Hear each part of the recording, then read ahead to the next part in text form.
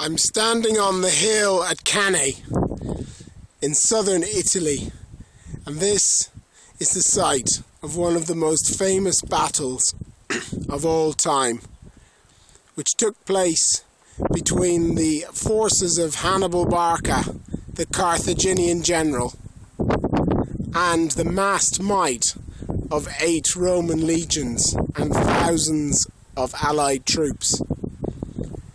As is always the case, there is considerable controversy over the exact location of the battle, but there is no doubt that it took place very, very close to this area, and indeed, from the accounts that I've read, it seems likely that it took place on the ground just before us.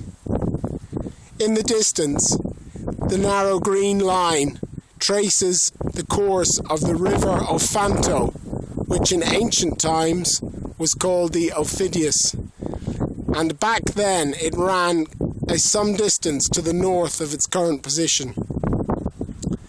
The white buildings in the far distance are a nearby town, and the Roman and Carthaginian camps were on the other side of the river, the far side of the river from where we are now. On the morning of the battle had been refused the day before by the Romans, but on the day of the battle, which was quite possibly the 2nd of August 216 BC, the Romans crossed the river and formed up with their legions in the centre and their cavalry on the wings.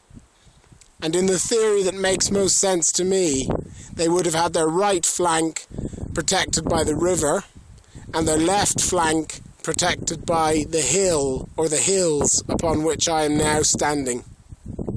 Hannibal marched his army across in response to the Romans, and he formed up with his Gallic and Spanish cavalry on his left wing and his Numidian or light cavalry on his right wing.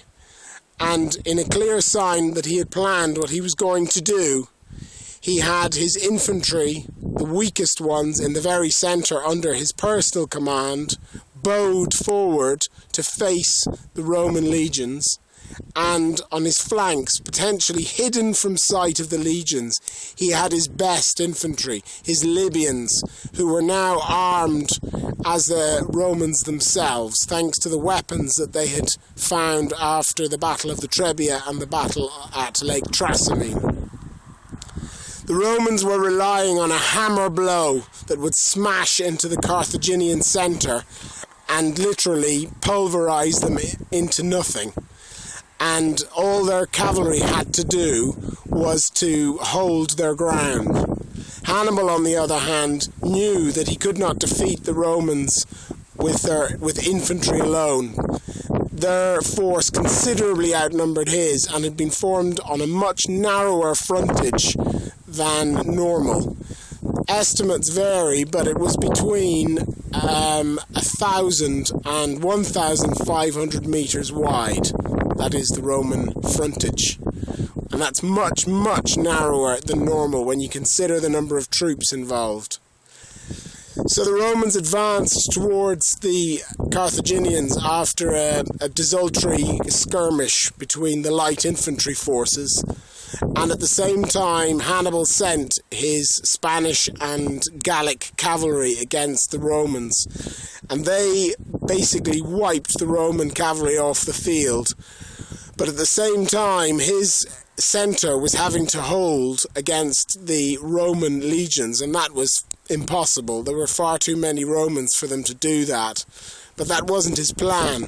His plan was for his centre to gradually retreat or be beaten back by the Romans. And at the same time, at the vital moment when his cavalry had driven off the Roman cavalry, his flanks, his Libyans, were able to sweep around and attack the sides of the Roman formation. And by then, the Roman cavalry had been driven from the field, so Hannibal's cavalry, a lot of it, was able to attack the Roman rear. And after that, we had the most incredible slaughter the world has ever seen. It wasn't rivaled until the 20th century. Although more than 10,000 Romans got away, at least 30,000 of them were slain that day, and possibly as many as 50,000. Hannibal lost less than 10,000 of his own men. And so it was an extraordinary victory, brought together by the dedication and discipline and insight of Hannibal, but also the way in which he was able to instruct his men and his officers, and the way that they were able to act together without any real possibility of communicating once battle had been joined. A quite extraordinary day. It didn't end until 2 hours after sunset. That's when the killing stopped, we're told.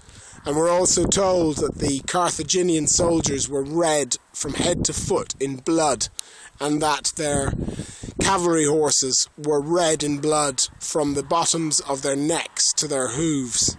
And so that is why I've called my book Fields of Blood, because the scene before you can only have been the most gory and terrible imaginable.